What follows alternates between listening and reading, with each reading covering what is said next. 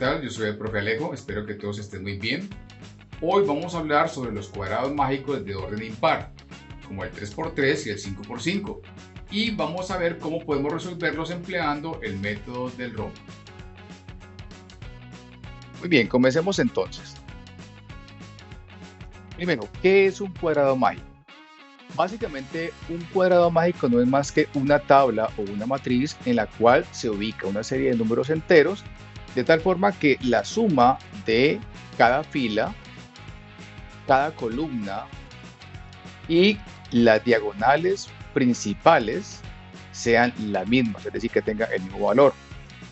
Normalmente, las casillas de los cuadrados mágicos se llenan con números consecutivos que van desde 1 hasta n al cuadrado, donde esta n no es más que el grado del cuadrado, es decir, cuántas filas y cuántas columnas tiene. Por ejemplo, este que vemos acá es un cuadrado de grado 3, tiene 3 filas y 3 columnas. Quiere decir que la n, en este caso, la n sería igual a 3. N al cuadrado sería igual a 9.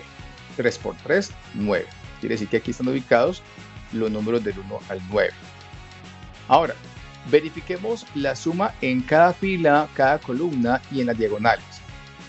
Miren que en todo momento encontramos el valor de 15. En toda operación encontramos el valor de 15.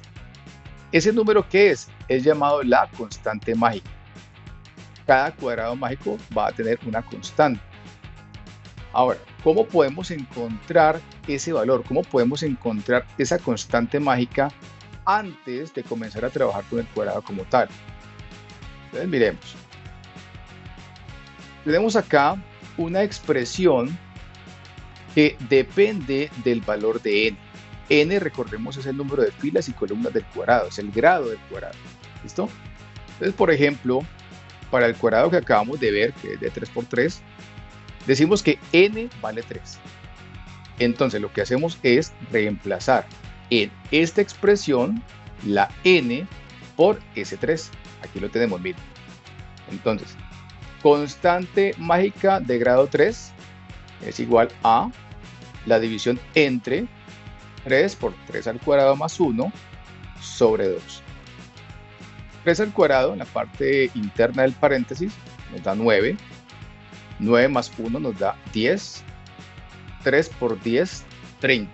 Y 30 dividido 2, 15.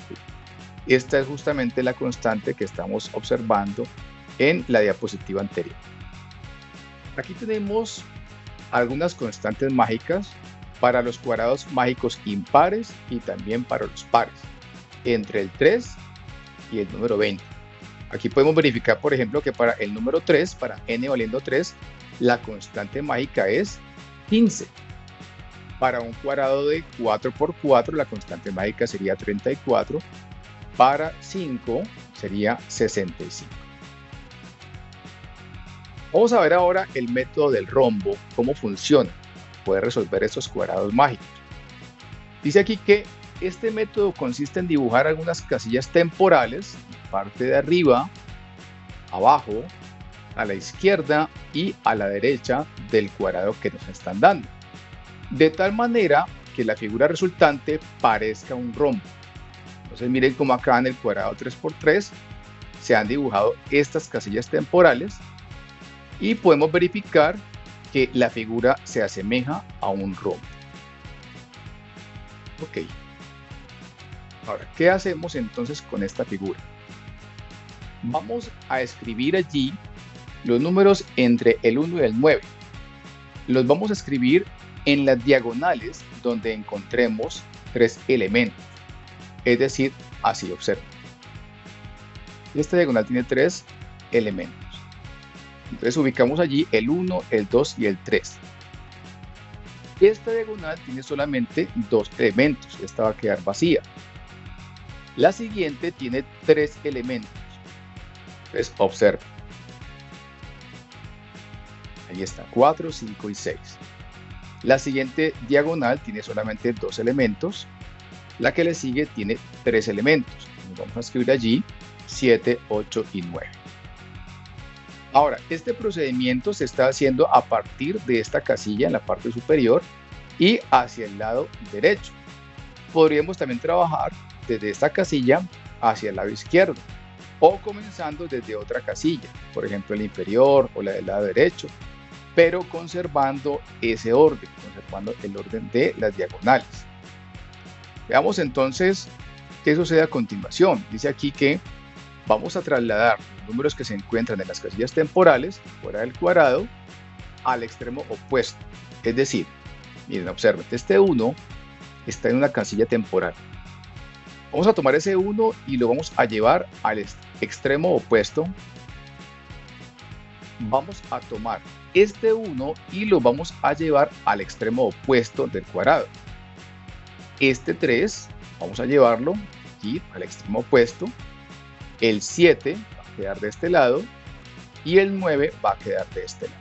Entonces miren lo que sucede.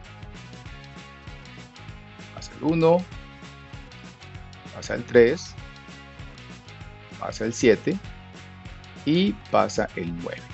Tenemos entonces ya el cuadrado mágico resuelto. Aquí vemos que este resultado no se parece del todo a lo que veíamos en un principio. ¿Qué podemos hacer entonces? Podemos hacer rotación en la formación que obtuvimos. Entonces, observen. Podemos rotar los números completamente y vamos a encontrar formaciones diferentes. ¿Sí ven? Aquí, por ejemplo, el 1 está en la parte inferior, aquí el 1 está en la parte del lado derecho y aquí el 1 quedó en la parte superior. Esta formación se parece mucho a la que veíamos al principio. No es totalmente igual, se parece a la que vimos al principio. Muy bien. Veamos qué sucede con el método del rombo para un cuadrado 5 por 5. En el cuadrado de grado 5 tenemos que la n vale 5. 5 al cuadrado es 5 por 5, 25. Y la constante mágica de grado 5, como lo habíamos visto anteriormente, es 65. Entonces aquí tenemos el cuadrado de 5 filas y 5 columnas. Vamos entonces a observar cómo quedarían las casillas temporales. Miren, en la parte superior tenemos 3 casillas acá y acá en la parte central otra casilla. Esta misma figura, de manera semejante, la dibujamos aquí, miren, aquí al lado izquierdo, al lado derecho y en la parte inferior. Miren cómo entre más grande es el cuadrado, es decir, entre más casillas tiene el cuadrado, entre mayor sea el grado del cuadrado, pues más casillas temporales debemos dibujar. En el caso del 3×3 solamente dibujamos una casilla en cada extremo, por así decirlo, y aquí estamos dibujando 4 casillas. Ahora vamos a ver cómo trabajamos con esas casillas temporales. Verificamos que efectivamente la figura se asemeja a un rombo. Y observen lo siguiente. Aquí vamos entonces a llenar de manera semejante las diagonales, comenzando en la parte superior con el 1 y en secuencia 2, 3, 4 y allí sucesivamente. En este caso voy a hacer algo, digamos, diferente a 3×3, en el sentido que no voy a llenar desde arriba hacia el lado derecho, sino que lo voy a hacer hacia el lado izquierdo. Debe funcionar de la misma manera. Observen. Tenemos entonces 1, 2, 3, 4 y 5. Ok. La siguiente diagonal tiene solamente 1, 2, 3, 4 elementos. Esas diagonales que tienen menos de los elementos que necesitamos las vamos a dejar en blanco. Pasamos entonces a la siguiente diagonal. Observen, aquí tenemos 1, 2, 3, 4, 5 elementos. Entonces continuamos. La siguiente diagonal tiene solamente 4 elementos, la dejamos en blanco y continuamos con la que tiene 5 elementos. Siguiente diagonal en blanco. La otra tiene 5 elementos, entonces continuamos hasta terminar. Bien. Veamos cómo estas casillas en la parte superior forman como una especie de triángulo, ¿sí? Tiene una forma triangular. Esa misma forma la encontramos aquí en la parte inferior. Miren, es la misma forma, solamente que con casillas vacías. ¿Esto qué quiere decir? Que estos tres valores van a pasar a ocupar estas tres casillas en el mismo orden. Lo mismo sucede aquí del lado izquierdo, por ejemplo. Miren, aquí tenemos la forma triangular. Esa misma forma la encontramos aquí, mírenla, al otro lado, al otro extremo del cuadrado. ¿Sí? ¿Esto qué quiere decir? Que estos tres valores van a pasar a ocupar estas tres casillas que están vacías. De igual manera lo podemos verificar aquí en la parte inferior, en estas tres casillas. Miren para acá. Y estas tres casillas vienen a reemplazar estas que vemos acá, que están vacías. Miremos entonces qué sucede. En este momento se están ordenando en secuencia. 5, 6, 10, 16, 20, 21, 22, 24 y finalmente 25. Ya tenemos aquí entonces el cuadrado limpio, digamos, ya sin las casillas temporales. En todo momento, repito, filas, columnas y las diagonales principales deben sumar lo mismo. Muy bien, llegó la hora del reto. Vamos entonces a resolver el cuadrado 7 por 7 empleando el método del rombo. La solución la vamos a ver en pantalla en contados segundos.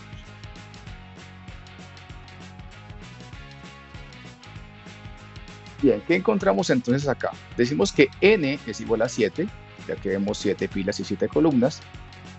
N al cuadrado es 7 por 7, 49. Y la constante mágica de grado 7 es 175. Entonces, una vez resuelto el cuadrado va a quedar de esta manera. Ahora, recordemos lo siguiente.